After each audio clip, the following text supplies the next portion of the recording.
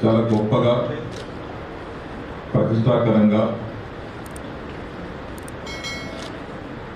ప్రజాపాలన ప్రగతి ప్రణాళిక ప్రగతి జరగబోయే ప్రగతి గురించి చర్చించడానికి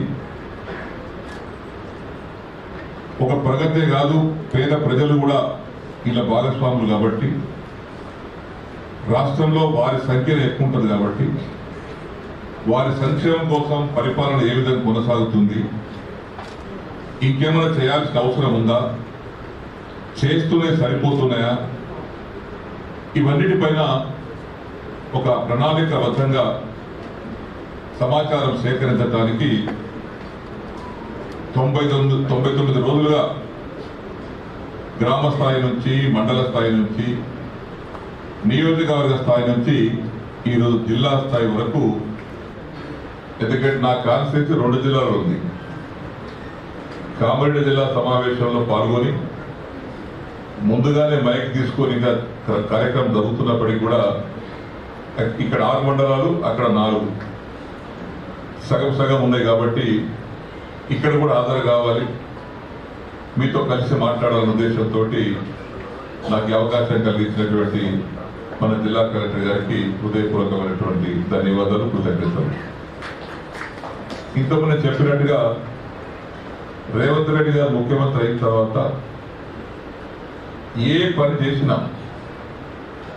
దానికి ఫీడ్బ్యాక్ తీసుకోవడం చాలా అవసరం. ఏ విధంగా జరుగుతున్నాయి కార్యక్రమాలు, ఎట్లా చేయాలి, మనం ఫీడ్బ్యాక్ లేకుండా మనం ప్రయాణం చేస్తుంటే గుడ్డి మీద తోగా పట్టుకొని పోయినట్టు ఉంటుంది. కాబట్టి రేవంత్ రెడ్డి గారి యొక్క ఆలోచన విధానం చాలా చక్కటి ఆలోచనతో ఈ ప్రజాపాలన ప్రగతి ప్రణాళిక పేరుతో కార్యక్రమం పెట్టారు. ఇందులో జిల్లా స్థాయి అధికారులు ఇక్కడ ఉన్నారు. ఈ జిల్లా స్థాయి అధికారులతో పాటు మిగతా మండల స్థాయి అధికారులు ఉంటారు, గ్రామ స్థాయి అధికారులు ఉంటారు. అది ఒక సెక్టర్. రెండవ సెక్టర్ వార్డు మెంబర్లు ఉంటారు, సర్పంచ్ ఉంటారు, ఎంపీ ఉంటాడు, డిప్యూటీ ఉంటాడు, ఎమ్మెల్యే ఉంటాడు, ఎంపీ ఉంటాడు, మంత్రి ఉంటాడు, ముఖ్యమంత్రి ఉంటాడు. ఇది ఒక భాగం.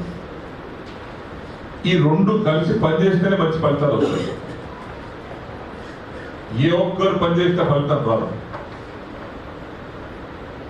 మేమేమో ప్రజల తరఫున ఎన్నుకోబడినటువంటి ప్రజాప్రతినిధులు, ప్రజల బాగోగుల కోసం, ప్రజల సంక్షేమం కోసం, కాన్సెప్ట్ డెవలప్మెంట్ కోసం రకరకాల ఆలోచనలు, రకరకాల కోరికలు ప్రజలు మా దృష్టికి తీసుకొస్తే వాటిని పరిష్కారం చేసేటువంటి బాధ్యత, ఆ గురుతరమైనటువంటి బాధ్యత మా పైన ఉంటుంది. దాన్ని ఒక్కరే చేయలేదు.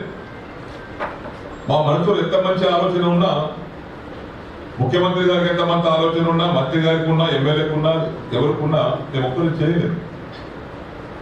దాన్ని అమలు తేవాలంటే ప్రభుత్వ ప్రతినిధులుగా ఉన్నటువంటి అధికారుల యొక్క సహాయ సహకారం వల్లనే ఆ పని సంపూర్ణంగా పూర్తి అవుతుందనేది నా యొక్క ప్రధాన విశ్వాసం అని చెప్పేసి నేను అనుకుంటున్నాను.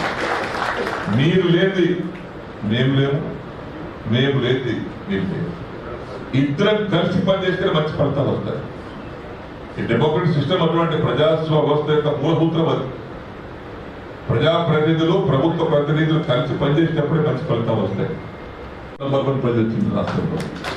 Regarding education, quality and accommodation, everything in first. బాన్సో నర్సింగ్ 60 కాలేజీలు రాష్ట్రంలో మా కాలేజీ వచ్చింది. ఇంకోటి వచ్చి మా రాష్ట్ర బాన్సోడ్ ఆసుపత్రికి బ్రెస్ట్ ఫ్రెండ్లీ మిల్క్ ఆసుపత్రి, అంటే తల్లి పాలను ఎక్కువ తాగాలని ప్రోత్సహిస్తున్నటువంటి ఆసుపత్రి ఏదైనా సర్వే చేస్తే జాతీయ స్థాయిలో సర్వే జరిగింది, రాష్ట్ర స్థాయిలో కాదు. 4 దవాఖానలు సెలెక్ట్ అయింది, 3 ప్రైవేటు, 1 గవర్నమెంట్. ఆ గవర్నమెంట్ ఏదంటే బాన్సోడ్ గవర్నమెంట్ సెలెక్ట్ అయింది. జాతీయ స్థాయి అంటే తల్లి పాలను ఎక్కువ రోజులు తాగించేటువంటి దవాఖాన ఇది సర్వే చేసింది, మాది వచ్చింది. అంటే దానికి కారణం మా డాక్టర్లు, మా సిస్టర్లు, స్టాఫ్ నర్సులు అందరి శ్రమ ఉంది. శ్రీనివాస్ గారి మైక్ పట్టుకొని 10 నిమిషాలు మాట్లాడేది మాత్రం సరిపోదు.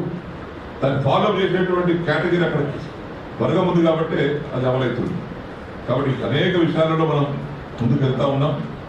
ఇప్పుడు ఇందిరా మిల్ అన్నారు, ఎస్ మనందరం తలుచుకుంటే మనిషికి కావాల్సిన 2 ముఖ్యంగా కోటీశ్వరుడైనా పేదవాడైనా రెండు కావాలి.